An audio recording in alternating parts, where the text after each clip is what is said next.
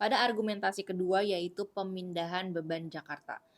Dalam argumentasinya yaitu kepadatan penduduk yang tinggi, kemacetan lalu lintas yang parah, dan juga risiko banjir konstan telah menjadikan Jakarta sebagai salah satu dari sedikit kota megapolitan yang mengalami beban dan tekanan yang luar biasa. Nah, pemindahan fungsi-fungsi kunci ke IKN diharapkan dapat membawa sejumlah manfaat yang signifikan. Dan dengan memindahkan pusat pemerintahan, Jakarta dapat mengalami pemulihan dan juga revitalisasi yang mendalam.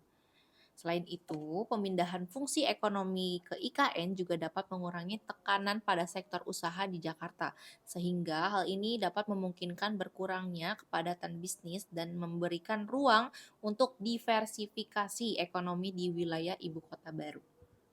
Lalu, dengan mengurangi jumlah kegiatan pemerintah dan juga bisnis yang terpusat di sana, pemindahan ini dapat mengurangi beban lalu lintas, polusi udara, dan masalah kesehatan masyarakat yang terkait dengan kondisi tersebut.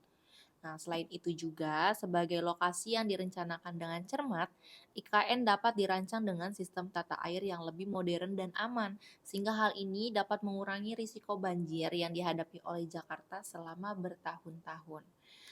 Lalu selain itu juga argumentasi lainnya IKN bukan hanya menjadi alternatif baru untuk pusat pemerintahan dan ekonomi, tetapi juga menjadi katalis untuk meningkatkan kualitas hidup dan berkeberlanjutan Jakarta sebagai pusat kegiatan dan kehidupan masyarakat. Argumentasi selanjutnya yaitu bila kita mengamati sejarah penetapan kenapa Jakarta sebagai ibu kota negara Indonesia, karena sejatinya sebenarnya Jakarta adalah warisan dari VOC dan perintah dan pemerintahan kolonial Hindia Belanda, buah dari pengembangan kota pelabuhan dari Jayakarta. Lalu hal ini juga didasari oleh pertimbangan kepentingan administrasi dari VOC sendiri yang saat itu memiliki hak untuk memonopoli terhadap perdagangan dan aktivitas kolonial di wilayah tersebut.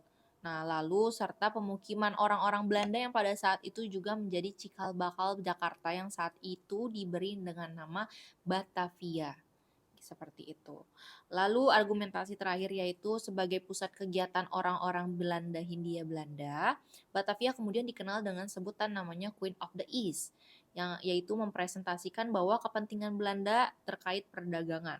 Menurut Kurniadi, tahun 2012, pemindahan ibu kota negara Indonesia menjadi peristiwa yang bersejarah yang dapat mencerminkan tekad pemerintah untuk merespon tantangan dan peluang pembangunan nasional.